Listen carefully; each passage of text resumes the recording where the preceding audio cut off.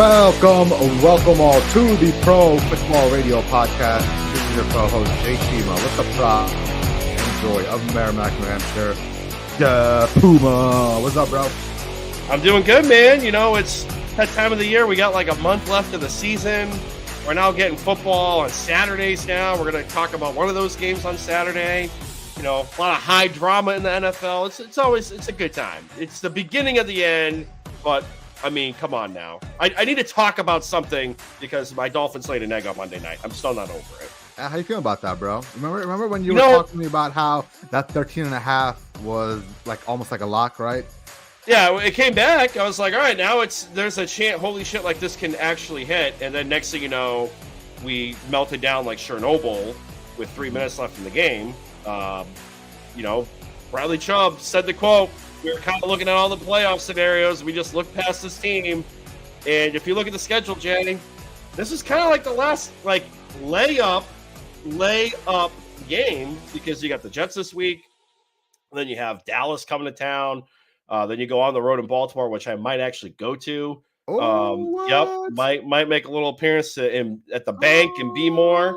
And then you wrap the season up. It's going to come down to week 18 against the Buffalo Bills because, you know, the Bills have been thrown into a Lazarus pit. They get rid of Ken Dorsey, and all of a sudden, like, they've exorcised all the demons, you know, questionable motivational speeches aside. But it's going to come down to it. I can't wait. I might be stealing my mother-in-law's heart medicine on week 18. I can't wait. 2 questions for you. Why the Ravens game, right? And then the second one is, do you think Sean McDermott and Mohamed Atta are friends?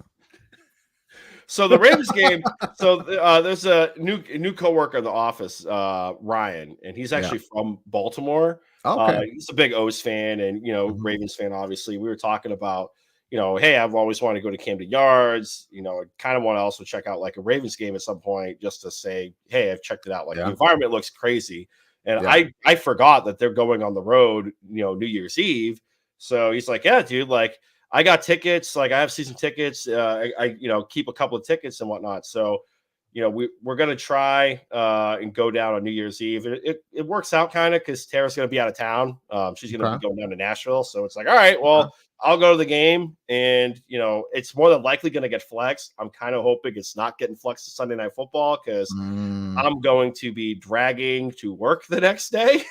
But, you know, it'll be a fun time. Down, or are you guys driving down? We'll drive down. Cool. It's what, 6-7 hours right down to Baltimore? Something like that. Yeah. Yeah. It's not bad at all. Yeah, dude. I hope you guys get to go, man. It seems to be a fun time. M&T Bank Stadium seems like a great time. A great time. Yep. All right. Before we get into the games for this week, Puma, I wanted to run something by you. Yes. I'm sure you've seen the Tom Curran report, right? Looks like Bill Belichick essentially. The report by Tom Curran is that Robert Kraft has made a decision on Bill Belichick's future with the Patriots, and looks like at the end of this year, Bill Belichick will not be coming back. What is your reaction to that, Puma? And water is wet. There's no way, there's no way. Like, what? Hang on. Let me rephrase that. Logically, there is no way he should be back next year, given what has happened this season, which is arguably probably one of the worst, not just the last 5 years. This is probably one of the worst football teams in franchise history. Definitely since Kraft bought the team. Like, this is worse than the Pete Carroll days. So worst season in franchise history, coupled with the fact of what's transpired the last couple of years with the roster, couple that with the fact of the whiffs that he's made as general manager. And they're going to have a massive cap space next season. But we all know what happened the last time Bill spent like a drunken sailor. Like, the only relic of that's still on the team, there's 2. There's Matthew Judon and there's Hunter Henry. That's it. And we actually got a Hunter Henry sighting last week on Thursday Night Football. There's no way. And you can't even like make an argument of, oh, well, we'll take away the GM title and he can still be the head coach. Like, that's not going to work. Like, he's not going to acquiesce to that either. So, well, let me ask you this. What if Robert Kraft and just, you know, Bill Belichick's age puts him in a corner here where he has to take that lesser responsibility, give up GM duties, because let's say he doesn't want to move to a different city at 77 years old. He's set in his ways in the Northeast. He likes his Nantucket trips. He likes the fact that his kids are on his staff. Like, do you think he'll get all of that somewhere else? And my thought process is, ultimately, I was not big on the idea of, stripping Bill Belichick away. Well, actually, I would love for that to happen, but I just don't think it's feasible. I just don't think Robert Kraft has the balls to essentially rip that power away from him. So, ultimately, the more I think about this, I truly believe the way this is going to end is Robert Kraft is going to want him to finish his career as a Patriot. Robert Kraft doesn't want his legacy to say that both Bill Belichick and Tom Brady were essentially sent out the door on his watch. So I don't know, man. The more I think about it, the more there's a scenario here where he comes back as a figurehead head coach, like Joe Paterno almost, and everybody knows it, and he's just kind of like playing the string out. Yeah, but like, let's look at I can understand that if hindsight's going to be 2020, and it's like, oh, Bill goes somewhere else and he wins the Super Bowl the next year, like Tom Brady. I don't think that's going to happen, No, I'm not scared of that at all. and I Absolutely not. think No. the only logical places that Bill would potentially go, I would have said the Giants if the DeVito thing didn't happen. They went 3-1 over the last 4 weeks. Like if Unbelievable. 0-4 and we're in a complete toilet, like I would have bet the mortgage that he probably would have found his way on the in the New York Giants franchise next year. And maybe he goes to the commies and goes down to Washington with Josh Harris, and they just give him a boatload of cash and they trade the draft picks that Kraft wants, and they'll rebuild with the offensive coordinator from Detroit. But at some point, like, you're going to have to rip the Band-Aid off. Like, you cannot run this back. There's no way. And I understand, like, Mac Jones is what he is. And like, clearly the Mac Jones era is done in Foxborough, but like, there's no way I can't trust Bill to have another bite at the apple of molding a franchise quarterback, just given how the fiasco has gone with Mac Jones. Did Mac Jones bring a lot of it on himself? Yes. So Coaching staff decisions, like last year, Bill made Mac Jones a sympathetic character, and I was let me ask actually this question. Let me ask maybe this question. take a step In, this year.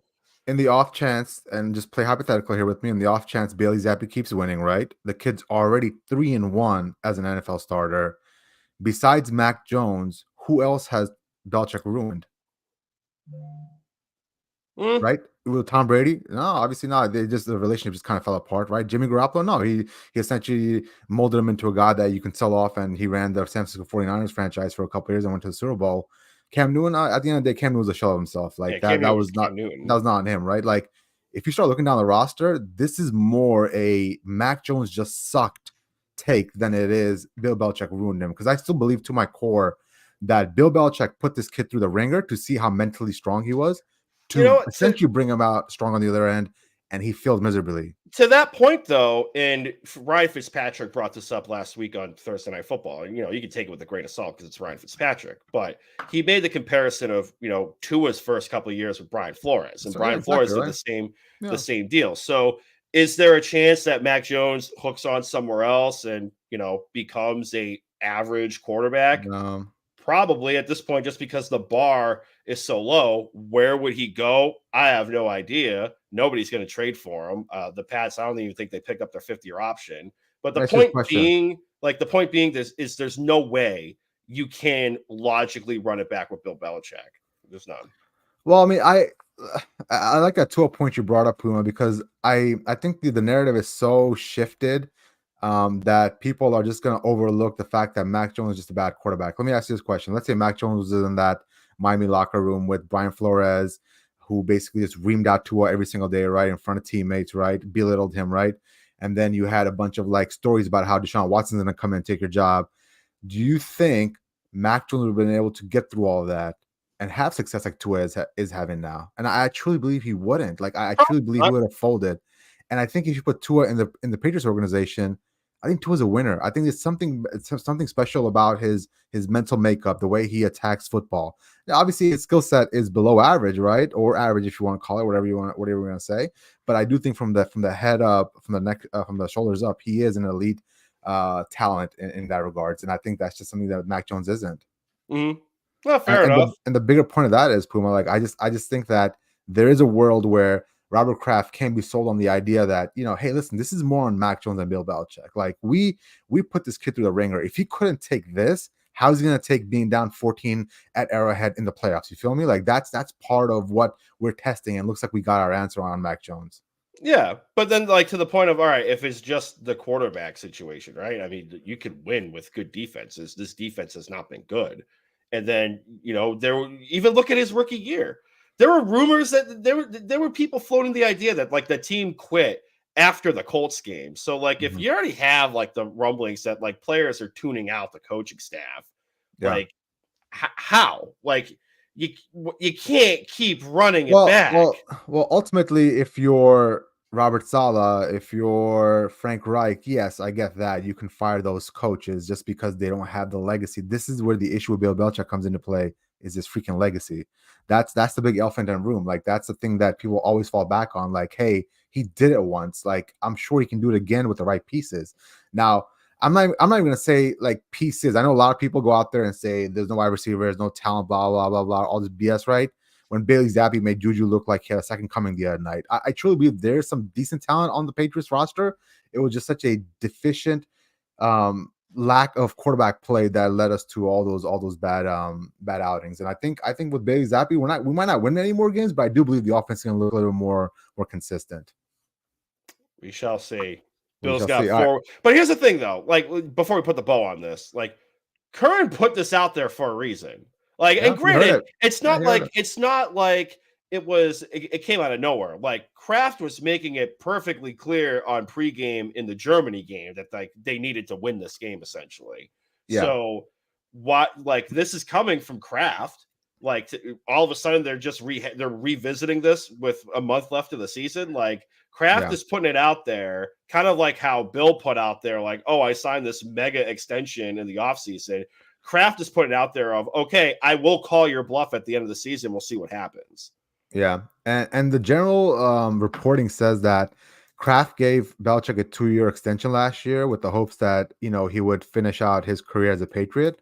But now with how bad this season has gone, he's reconsidering all of it because now we're even talking about, is Gerard Mayo going to be the heir apparent? Because for the longest time that's what we thought. But now Mm-hmm. with how bad the defense at times has looked and given up and quit at certain times of the year, Robert Kraft is thinking like, well, maybe you shouldn't be here as well. Like you've got Mm-hmm. to wear some of the stench as well. Like you were on the staff, so I would be totally in favor of that. We got to get rid of everybody and start fresh from the bottom up. Facts. All right, let's move on to some actual football. Let's talk about the 7-6 Denver Broncos traveling to Detroit, take on the 9-4 Lions. Puma, he got in this game. You know what? It's probably a square bet. It's probably a very public bet, but I'm gonna take the Broncos on the road. Like Ooh, just given how the last month has gone for Detroit, even after the bye week. I mean, they barely eked out a win against the Chicago Bears in Justin Fields' return from the injured list, and Fields ran all over them. The defense is hemorrhaging points. I think they're mhm, giving up almost 30 points a game. They lost on the road in Chicago last week as a 3-point favorite. Goff is being very careless with the football. mhm. And hey, he threw a pick. He's been fumbling the football the last couple of weeks. This is a very opportunistic defense that the Denver Broncos have, and I know everyone wants to shit on them for the 70 points that were dropped on them earlier in the year. But They've if turned you it look, around. they did turn it around. Like they started jettisoning some of the veteran talent. They got rid of Randy Gregory, and I think Frank Clark was on there. They got rid of him too, and they let the kids play on defense, and they've been balling out. They're one of the top defenses in the league right now on takeaways, and I think Goff is going to be able to gift some to set up the short fields. And Russell Wilson's quietly having one of his best seasons in his career almost, and he's kind Funny of how nobody, embraced. funny how nobody brings that up, right? Yeah, exactly. And, I'll say it, and I'm saying as a guy that was burying Russell Wilson last Mhm. year on here. So, Oh, you he's had some had. hate for him. Oh, yes, I did. But he's quietly having one of his best seasons. He's taking on the game manager role. Mhm. Look at that, Cortland Sutton. We're seeing what Sutton should have been in this offense.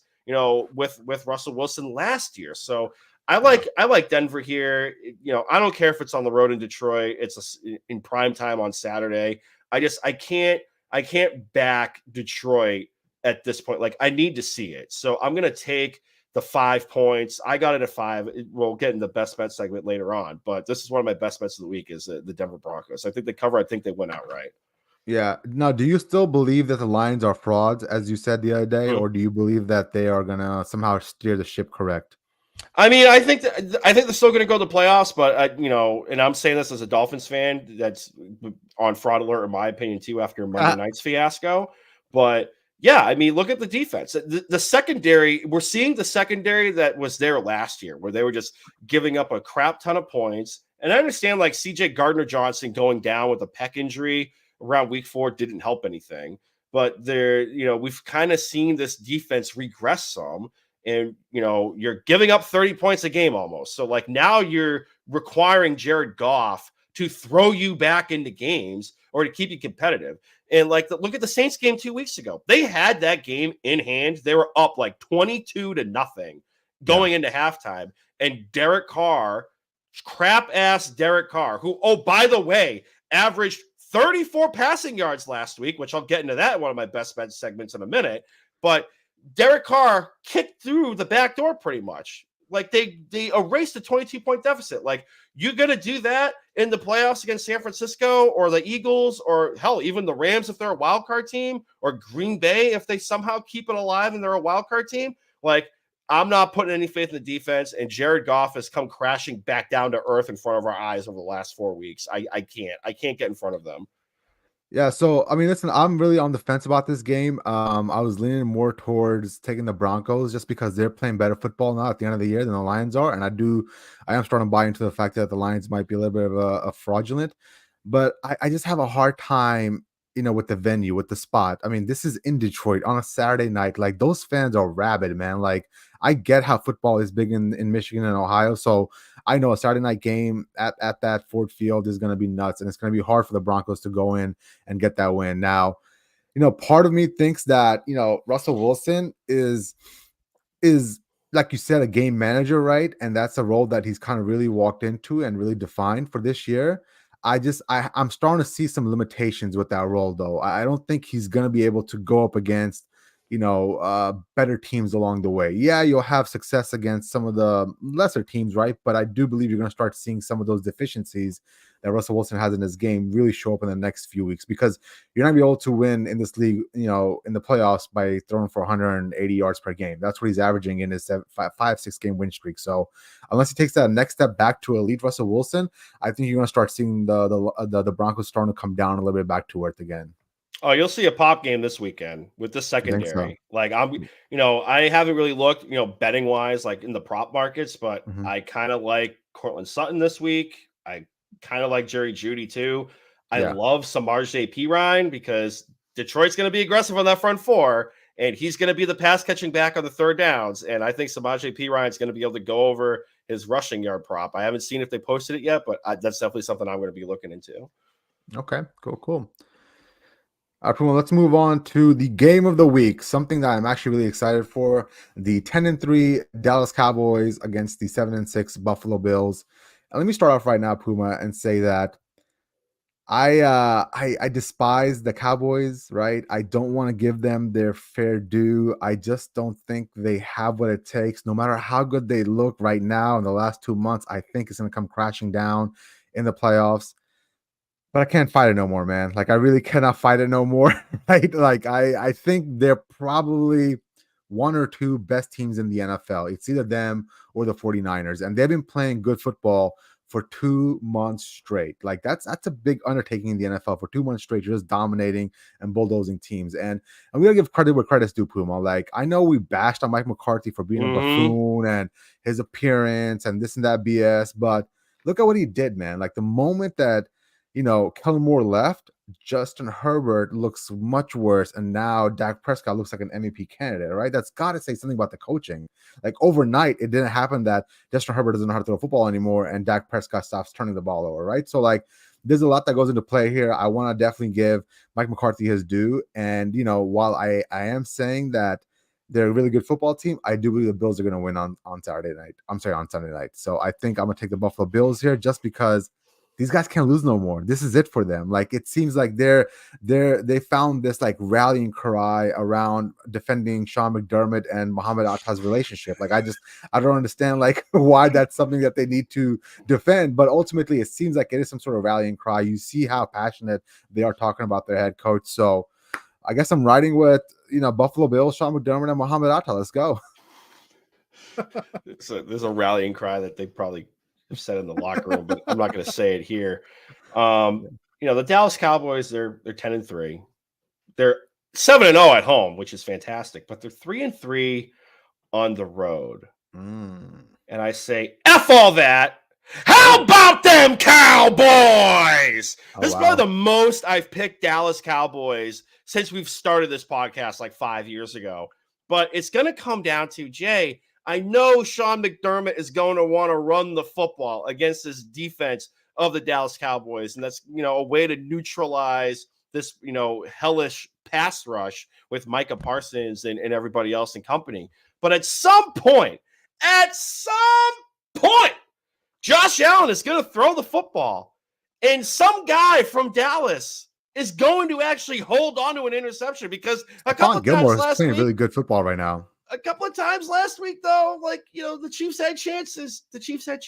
Other defensive have had chances, and for some reason they haven't been able to hold onto the interception. And it's going to come this week when Deron Bland probably gets a pick six. It's going to come down to the defense bailing this out. And, Dak Prescott's playing some of the best football. Jake Ferguson is a bona fide tight end in the NFL right now. This baby Gronk. Baby Gronk, whatever, minus the Riz, as the kids say.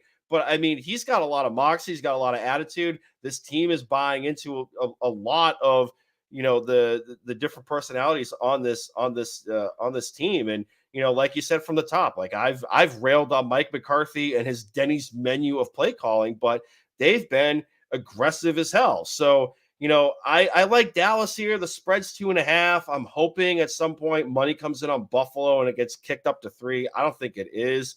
Like I like Dallas 2.5, but I also kind of like Dallas on the money line a little bit. It's not one of my official plays, but I have a lean to that. But give me the Cowboys here. I think it's going to be a good game.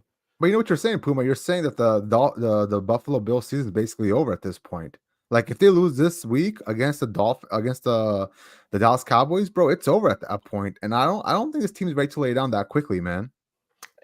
That's true, but this is probably one of the better teams that the Broncos, the Bills have faced during this stretch since they fired Ken Dorsey. So I'm gonna go with the Dallas Cowboys. I mean, hey, the Alamo is a great story, but we all know how the ending was. Like this is a great story right now, but I think this is going to be kind of the last stand for Sean McDermott and Mohamed Atta. And what way to back it with America's team here? So give me the Dallas Cowboys. Oh, symbolic. I like that. Okay. Yep.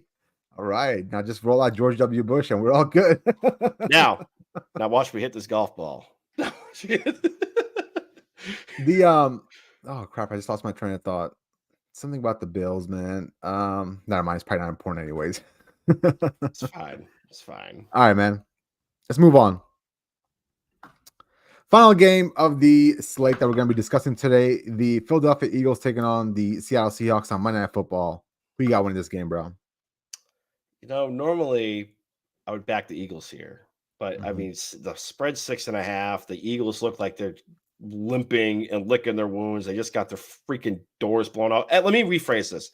The offense looked putrid on Sunday Night Football against Dallas.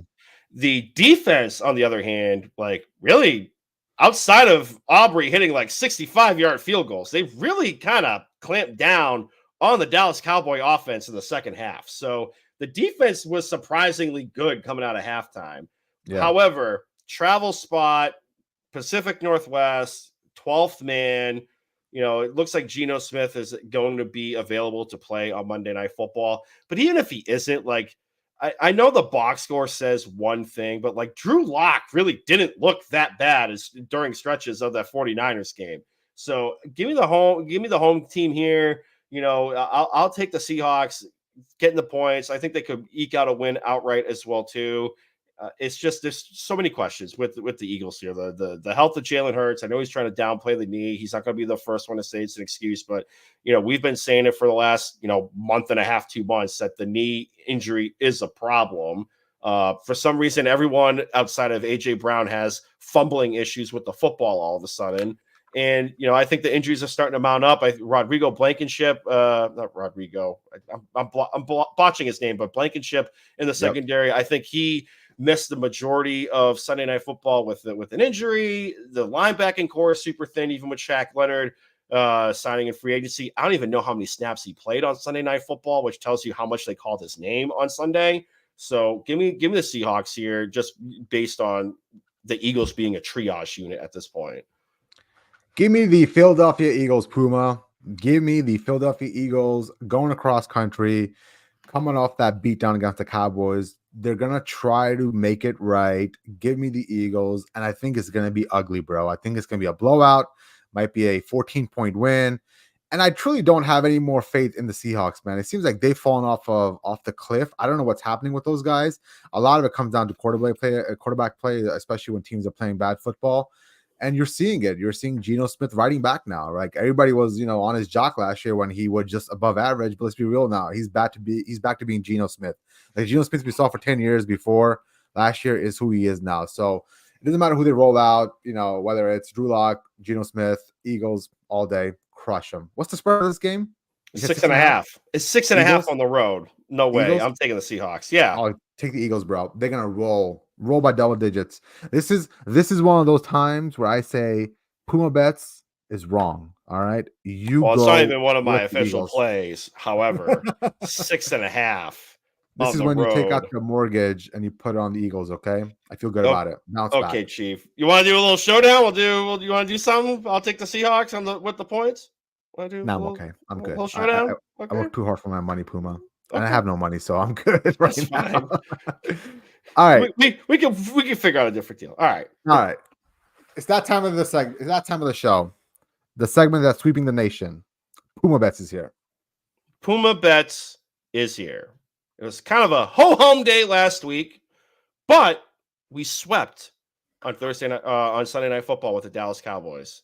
Let's try to build on that momentum heading into this weekend. Now, I don't have a whole lot on the slate, but I feel like this is going to be a heavy prop weekend. So a lot of the props haven't come out yet. So just be sure to follow me on Twitter at Brando_Puma, hashtag Puma Bets, and you'll see all my plays on my feed here. Also follow me on Pickett as well too. The link is in my profile as well. But first off, Denver Broncos. I got this yesterday, and the spread was 5, and it looks like some money has come in on Denver, and the spread's gone down to 4.5 on some books. I'm taking Denver plus the points. I think they're also live as well too, so I wouldn't hate a sprinkle on the money line. It's probably going to be one of my bets as well too this weekend. Next, we're going to go to the Chicago Bears going on the road in Cleveland. Joe Flacco had a fantastic game against the hapless Jacksonville Jaguars defense. However, the Chicago Bears are playing some phenomenal football right now since Justin Fields returned from the injured list. He's auditioning to keep his job next year. The spread that I got it at was 3.5. I think it's kind of ticked down to 3. There might be some 3.5 still hanging out there. But the Bears defense has been playing fantastic since they got Montez Sweat at the trade deadline. Justin Fields has provided some moxie here. And the Cleveland Browns, they just lost Grant Delpit. He's going to be on injured reserve. Jedrick Wills, I think he had arthroscopic knee surgery. I think he's done for the rest of the year as well too. The Browns are a triage unit as well. I'm going to take the points with the Bears, but another instance of Bears plus 152, that might be worth a little sprinkle on the money line as well too. If you haven't noticed a theme here, I got a lot of dogs barking this week. We're going to go to Minnesota versus the Cincinnati Bengals. Now everyone's buying into Jake Browning is like Joe Burrow 1.2. Well, he's going to be facing. Is that what they're saying?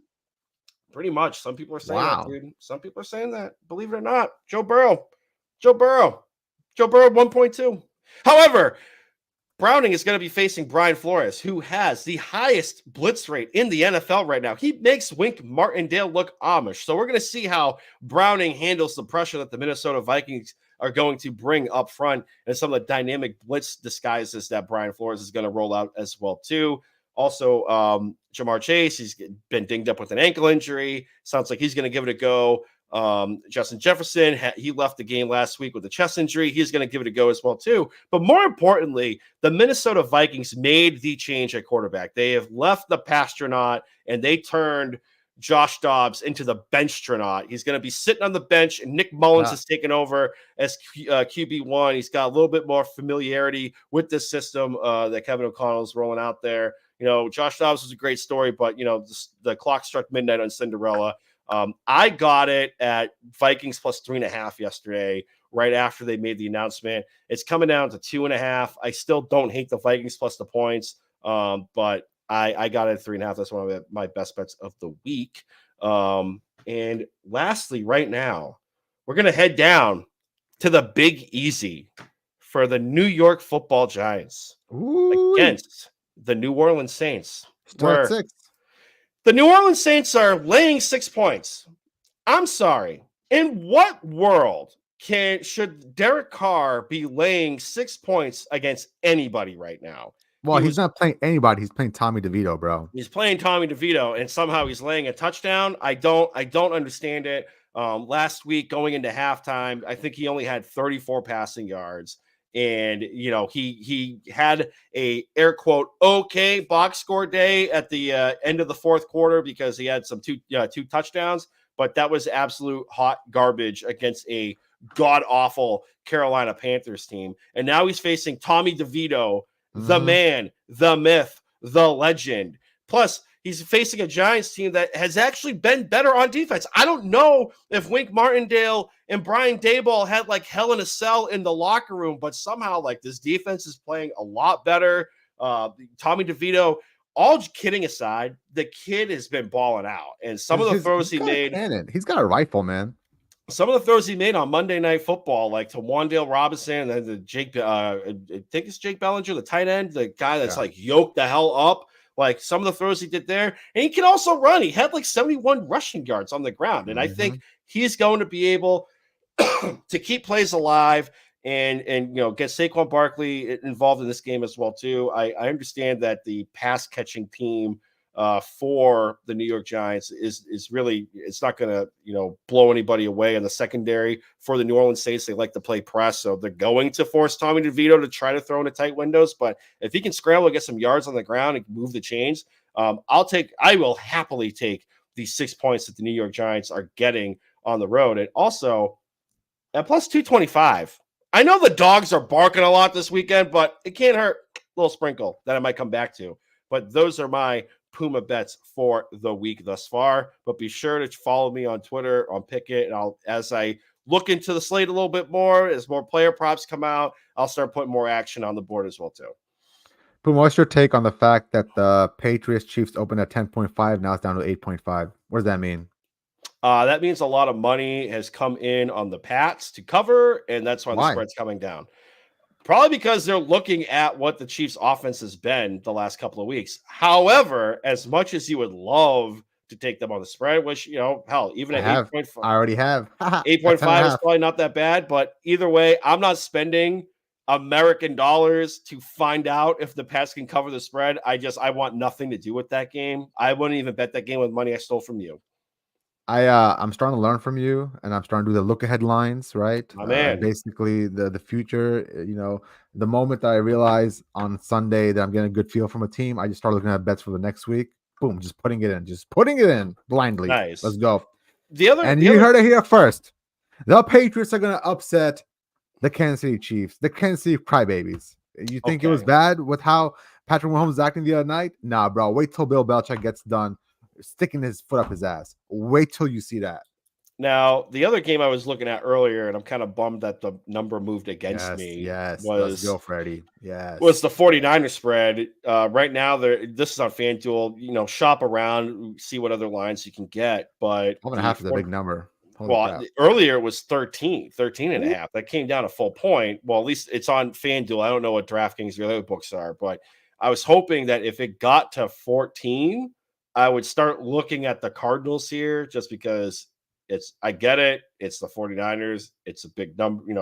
They're firing on all cylinders, but 14 is a big number here. And the Cardinals, this is when Josh Dobbs was there. So take that with a grain of salt. But like, they were hanging tough earlier in the year when they faced the 49ers on the road in Santa Clara, and they were within a Zach Ertz drop pass of covering that spread. So now you have Kyler Murray. He's been a little bit more mobile with the legs. He's also auditioning for a job as well, too, if you think about it. So if it gets back to 13 and a half or 14 for some reason, I would personally, I would start looking at the Cardinals, but I don't think it's going to, I think it's just going to keep moving down. I think more money's going to come in on the Cards. All right, brother, man. Well, that's all I got for today. You want to wrap it up and get out of here? Yes, this podcast and previous episodes of the Pro Football Radio podcast can be found for your viewing and listening pleasure on YouTube, Apple Podcasts, Google Podcasts, anywhere where you get your podcast at, Spotify, social media live, all that stuff. At PFR Podcast. I'm on Twitter at Brando_Puma. Jay Chima, the captain of the ship on the ones and the twos, is at Jay Chima. That's all we got this week. See you guys next week. Via Condios. My bad.